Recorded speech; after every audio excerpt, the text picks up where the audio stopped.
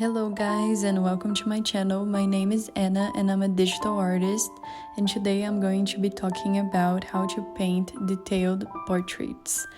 I am already starting with a base sketch, kind of a thumbnail, just laying out the forms and kind of where is going where. For this painting in specific, I'm using a direct reference. For most of my paintings, I use a mood board and a bunch of references, but this one, as it was a study, I selected only one reference. If you guys want, I can link the photo below that I used so you guys can replicate it. In this video, you are going to learn step by step on how I paint my detailed portraits, and I really went in depth with the details on this one, so there's a lot of good footage on how to render and how to get to the rendering process. So as I said, this is about the time that I sketch, and I'm going in for my final sketch. I am looking directly to my reference. I'm not really changing anything, so remember that painting from life and painting from reference photos are really good for you to learn how things actually look in reality. So here I'm already in the second layer of my sketch, and I'm just looking at the proportions of the photo. So it's all about measurement here. It's to see if it looks like it's natural, and once I'm happy with it, I'm already going in to put the base colors. So here I'm just outlining the characters so I don't mess up the layers. I usually paint it in only one layer, but it just gets messy so fast. So right now I'm dividing the character layer and then the hair layer and just painting in the colors that I'm going to use. I am going to separate her shirt and now the jewelry. So there are necklaces, and I think she's going to be wearing earrings right there. So this is going to be on separate layer, and I'm only going to worry about the jewelry in the end. So I actually turned this layer invisible, and here I'm just adding some color in the background so it just doesn't look super plain, and is going to help on the giving depth to the character. So here we're going to start with what I called color 1, that it's basically looking at your reference picture and color picking the right colors. And it's really important that you don't use the eyedropper tool to pick it. You just need to look at it and do your best to figure out where exactly this color is in the color wheel. It's really good practice, because once you're able to paint from imagination, you're already going to know which colors to pick to make the effects that you want. So just try it. I know it's really hard and you can get frustrated. Here is a speed paint, but I did really take my time.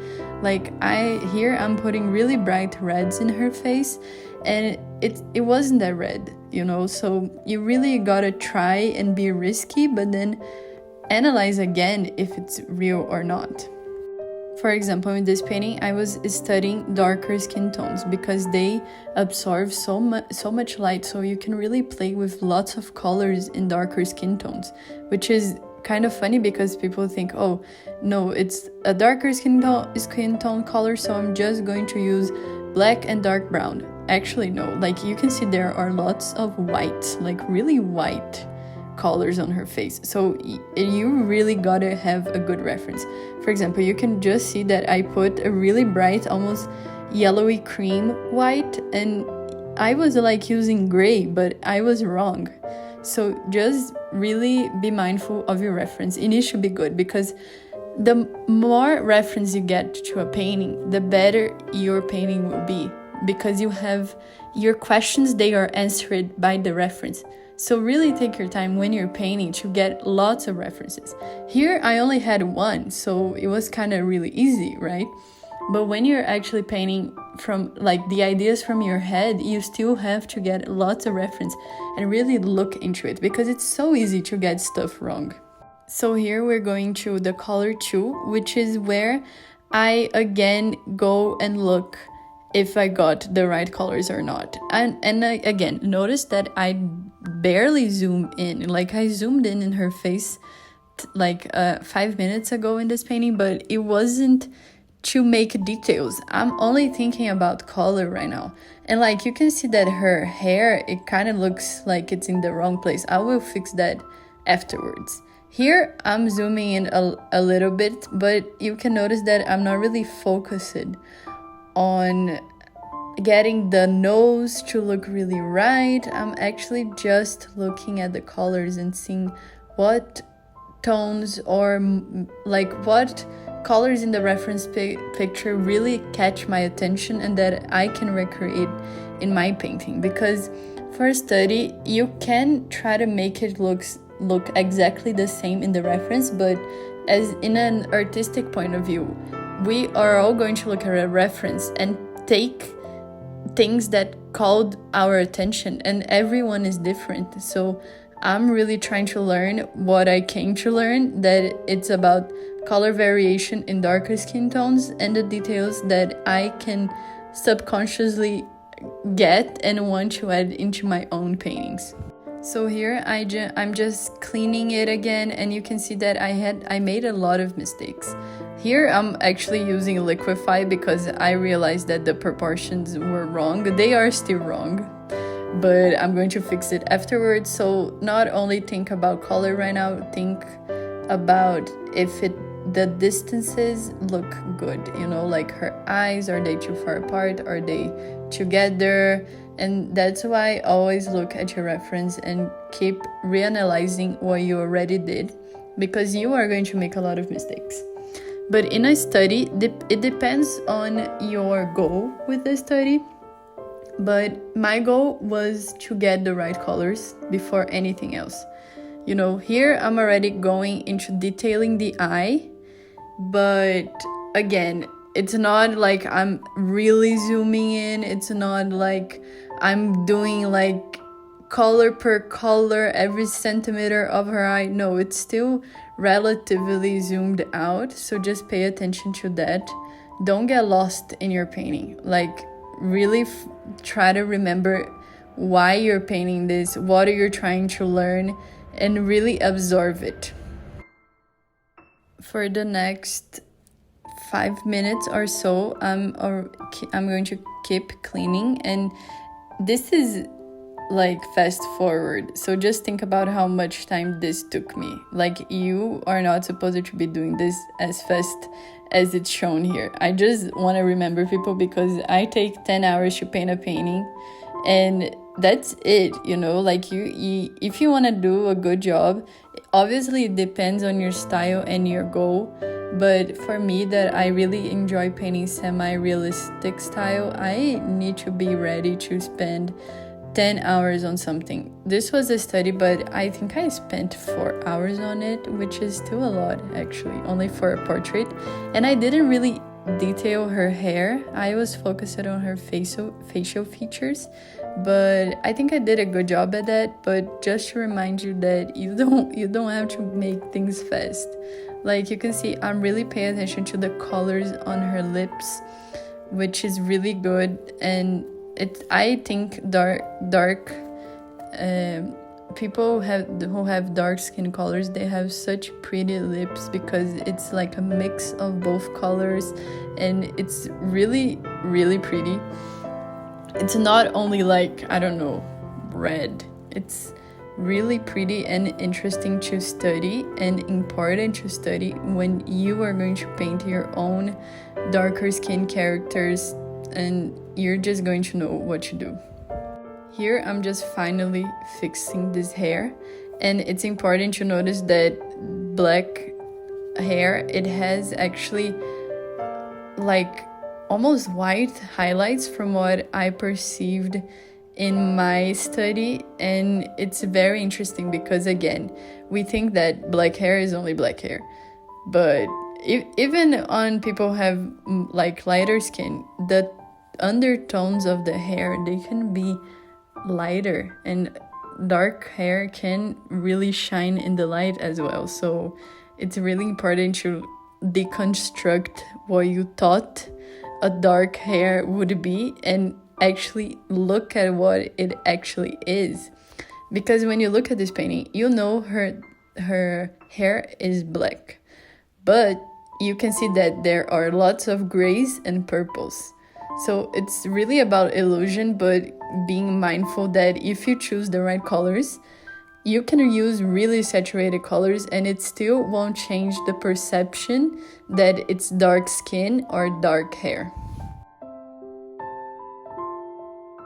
Anyways, here I'm really just going in with more of an anatomy thing because collarbones are kind of complicated, so it was really good to have the reference pic like really beside me.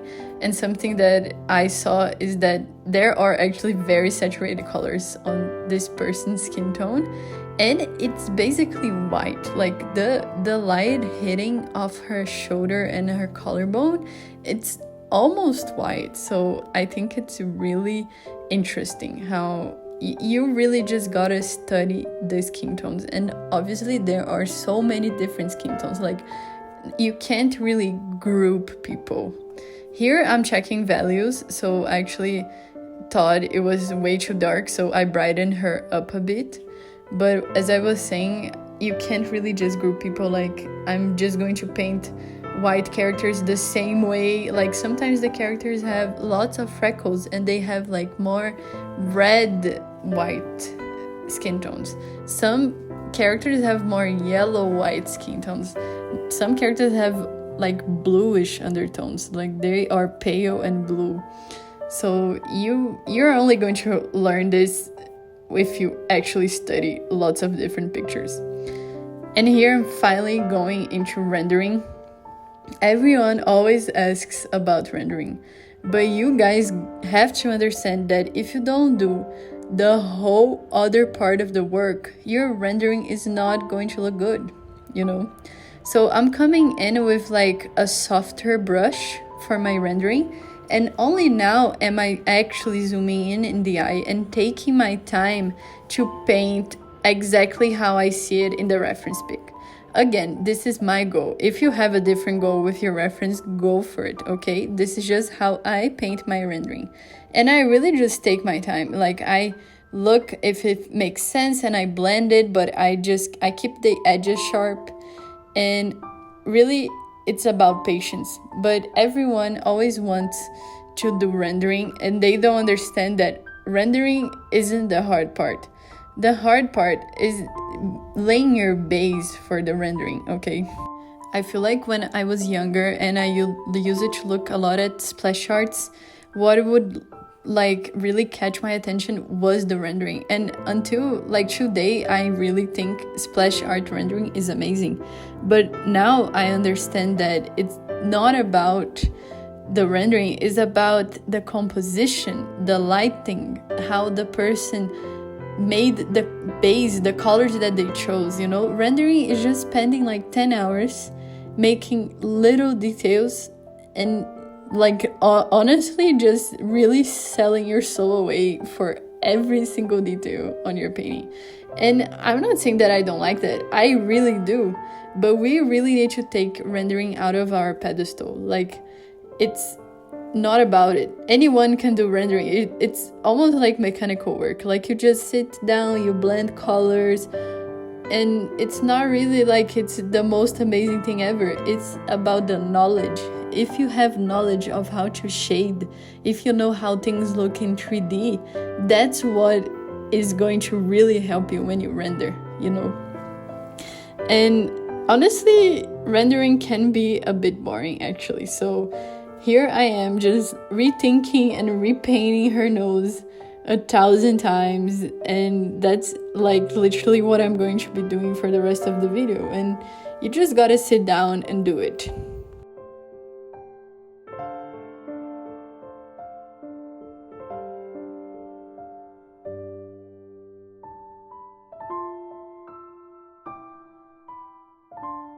And here I actually got the color wrong, so remember that rendering, obviously I don't want to say that it's easy, you know, I just want everyone to stop focusing on it and focus on having a good base first. But rendering it can be hard if you don't understand how things look, and you're only going to understand how things look if you study everything. And as artists, I think it's so hard because we need to learn how to paint everything and in every way. Like, I need to be able to paint a character in a night, day, midday, noon, sunset, sunrise. I need to paint them underwater, in the beach, in the mountains, in the snow, so it's so much to learn as an artist, and you're only going to learn by studying. So basically, you just gotta know how to paint everything. That is why I think so many people choose to focus in only one thing and not like just be a general artist. Like, some people only paint girls, and some people only paint portraits, and some people only paint landscapes, even though I think landscapes are so hard. I can't for life to paint landscapes. I'm trying so hard to be better at them, and I just don't know how people do it. Like, there is some people that just prefer to paint landscapes over characters, and I can't understand them. Like, I don't know if I'll ever prefer to paint a landscape over characters, because I think the scope of things that you need to learn to be a landscape artist is so much bigger than things you need to learn to be a character artist, Like, obviously, you need to learn how to paint really cool clothes, and you need to learn how to paint all the body types and stuff, and the genders, obviously. But with landscapes, I think that, bro, you need to learn how to do so many things. You need to learn how to paint in every single situation at every time of the day, and every single possible place you can imagine this person paints, even the fantasy place. Like, the person needs to be able to paint space images, But anyways, I'm still rendering the painting, and you can see I'm actually getting tired of it because it's a long job, and I actually did it in like the same hour, like I sat down and I was like, okay, I'm going to do the base painting and then go straight into rendering. Like, I didn't really take a break, and I was getting drained, okay, even though it looks really good. Like, I think I made a good image based on the reference, but bro, I was like dying. And I feel like this is really important to say. I don't know how you guys organize your time. Like, I have no idea, but some people don't have a lot of time to paint, and they think that, no, I need to sit down and paint like 5 hours straight. And that is such a lie. First, you're going to ruin your wrist. And second, it's better if you paint for 1 hour and a half and then like do something else for like 30 minutes and then come back. Like, don't just paint for 5 hours straight. Sometimes the best paintings we make, they are like divided in lots of days, and only like 2 hours per day you paint, depending on your availability, obviously. But if you're getting tired, you're just doing any stroke anywhere, so you really need to be able to actually sit down and think about every single decision you're making the painting, and if you're dividing your workflow, you go into the painting process more relaxed. You're not thinking, no, I need to get this done by tomorrow and I have 5 hours, like, no, you're like, no, I have it until next week, and I can just make, I don't know, the hair today, and then I'll be done. So I really recommend it. I don't recommend it the way I did, because here I was already dead, but I kept going because I didn't have the luxury of painting the other day. So I was just like, I need to finish this right now. And again, there's not a lot to say in the end of this video here, but it's really looking at the colors, looking at your reference, and being patient. Like, really let yourself take time to look and fix things that need to be fixed, because you are going to learn how to color pick the right colors, and you are going to learn how good it feels when you spend 5 hours in a painting and it actually looks decent. Okay, so keep going. Don't just do it half-heartedly, just really do your best.